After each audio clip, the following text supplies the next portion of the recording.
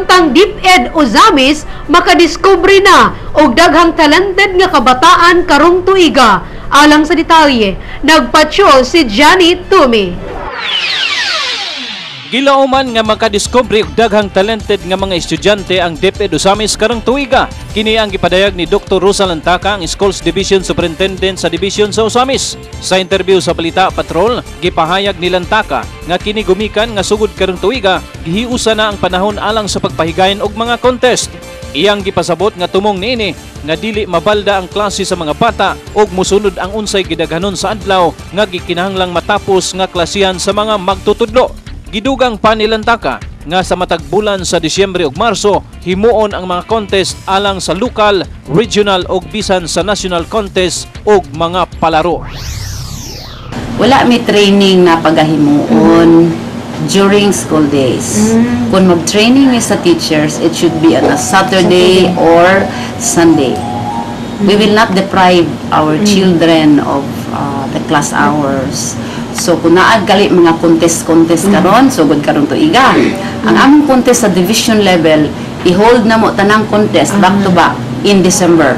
Ay, okay. Okay, so during the year from June to December, wala na ni mga interruption.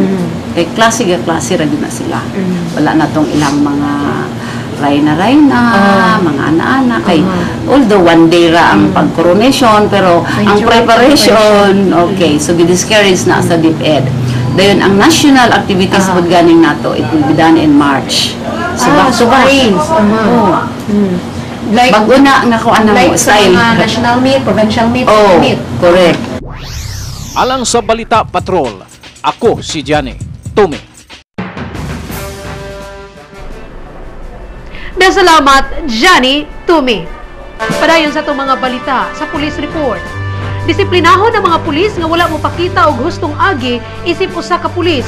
Kinang gipadayag ni Congressman Loreto Layo Ocampos, ikaduhang distrito sa Misamis Occidental.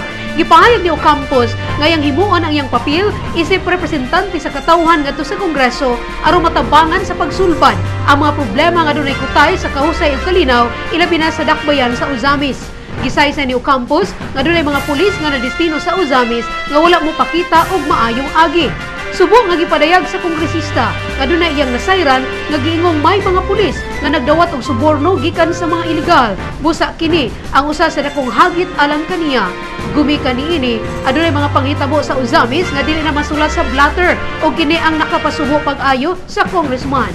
Gipasabot niini nga mukutay usab siya sa nasudnong PNP alang sa dugang pagpakusog sa lihok nga masulbad ang suluran sa kahusay ug kalinaw. Nasayran nga giila ni Ocampos nga kasamtangang mga panghitabo di lamang sa Ozamis kundi sa tibuok lalawigan. Ang katawhan ra usab ang maulawan. Niini isip siya gitahasan sa katawhan sa miaging eleksyon iyang himuon kunon sa mayang mahimo aron matabangan ang katawhan nga nag-anto sa mga kabalaka gumikan sa nagkadiyang panghitabo ilabi na sa dakbayan sa Ozamis. Ato dyan akseptahon nga naanang mga maldito sa Ozamis City, then atong atimano na presohon, patagal kaso, then humanon ang krimen. Dili kay na sila denial stage nga, wala na, dili may tabo na, wala na. Mo nang dili nila ipa-blatter para wala record. Now, kanang mga pulis karon naminaw karon nasa Ozamis City.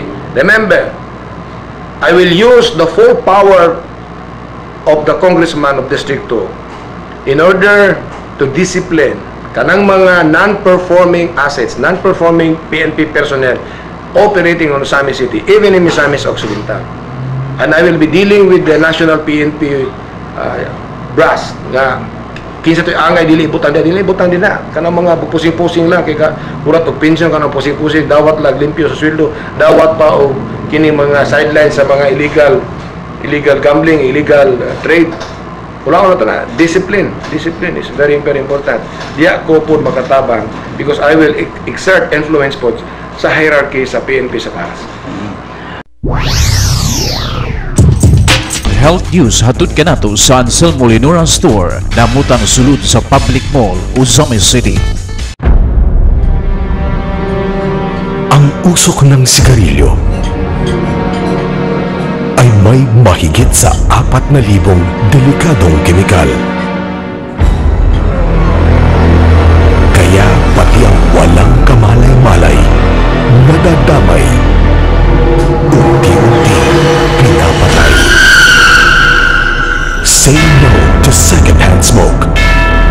babala mula sa DOH.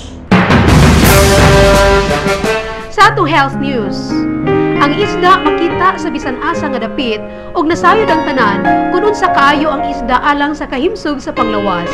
Nasayran nga nadiskubrihan ang dakong kaminungdanon sa isda diha sa panglawas sa tao. Nagsugod niya tong panahon sa mga Eskimos nga walay laing gisaligan sa ilang pagkaon kundili ang isda lamang. Gumikan nga ilang namatikdan nga kini ang makapaubos sa kuyaw nga makasinati og sakit sa kasing-kasing. Sa dihang gihimo ang pag-analisa sa ilang diet, ang ilang pagkaon kada adlaw dasok sa omega-3 fatty acids o gamay lamang ang saturated fat. Gipadayag sa mga health experts nga omega-3 dako og tampo diha sa triglyceride level sanglit pinaagi sa omega-3 nga makuha sa isda kini dili mo taas. Nasayran nga sobra kataas nga triglycerides nasuta nga makapakuyaw sa pagdevelop sa heart disease. Gawas niini, ang omega-3 nga makuha sa pagkaon og isda makapaubos usab sa blood pressure. Makaubos usab sa peligro sa pagbagtog sa dugo alang niadtong tawo nga kanunay nga nagkaon og isda gumikan sa omega-3 nga makuha. Og labaw sa tanan, ang isda maayong kaunon alang niadtong gustong magpaubos sa iyang timbang. Busa gisugyot sa mga health experts nga mukaon og isda bisan kon makatulo sa usa ka semana o dili baka kada adlaw kay kini dako og tabang alang sa kahimsog sa panglawas. Nasayran nga gawas sa omega-3 fatty acids ang isda dasok usab sa nutrina sama sa protein, magnesium, potassium and iron nga gikinahanglan sa lawas. Sa atong punto kasayuran, nasayod ba kamo nga ang Twilight Saga Eclipse o sa kamatang sa pelikula nga naghisgot mahitungod sa misteryosong sunod-sunod nga pagpatay nga gihimo sa usa ka nanimalus nga vampira. Sumala pa dito Seattle, nahasol ang katawhan gumikan sa maong panghitabo. Sanglit nagsunod-sunod ang pagpatay sa usa ka vampira kinsa nanimalus. Siya si Isabella Swan o Belia, usa ka batan-ong babae nga nagpuyo nga normal nga kinabuhi. Hangtod nga iyang nailhan si Edward Cullen og si Jacob Black. Sukad sa mong higayon, dako na siyang supak sa mga sadistang vampira, ang Volturi ug ang mga sukanon nga werewolf na si Paul. Apan ang unsa man nga nagsingabot nga panghitabo, bugtong ang igsuon lamang ni Edward nga si Jasper Hale ang makatabang sa mga Cullens.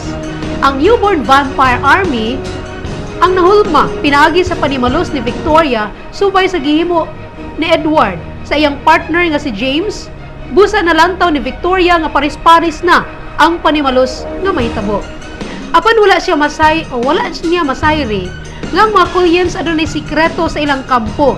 Silang nagsingamot na ang graduation. Nagkakusog ang kabalaka ni Belia nga siya mamahimong immortal og sa iyang umaabot nga pakigbugto kini ang labing bugat nga desisyon nga himuon ni Belia nga mamili kung si kinsa man ang iyang dapigan.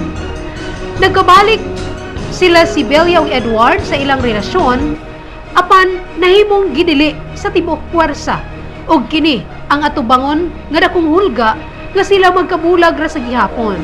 Gumikan sa ilang sitwasyon nga nagpuyo sa managlahi nga kalibutan, gumikan sa adunay vampira nga nagtinguhang manimalos. Sidang mipili si Edward nga mahimong immortal, nahuna-unaan ni Belia nga ang iyang graduation mo'y labing kuyaw o labing hadlok nga kasinatian sa iyang kinabuhi. Apan ang labing bugat niyang problema mao nga iyang pagbati ngadto kang Jacob, ang iyang pagbati ngadto kang Victoria, ang vampirang manimalos tungod ugalang kaniya batok kang Edward kinsa mipatay sa iyang gimahal nga si James.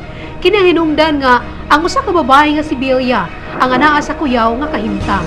Sanglit mapugos siya sa pagpili tali sa iyang gihigugma nga si Edward o ang iyang pakihigala nga tukang Jacob.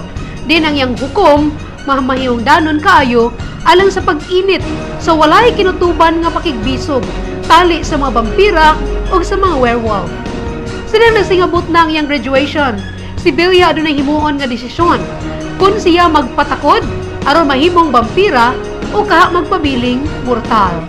Nasayran nga sa usa ka kampo sa bungtod nga bahin, nadunggan ni Jacob si Belia nga nakigsinultihay o nakigdiskusyon sa iyang tinguha nga magpakasal kang Edward.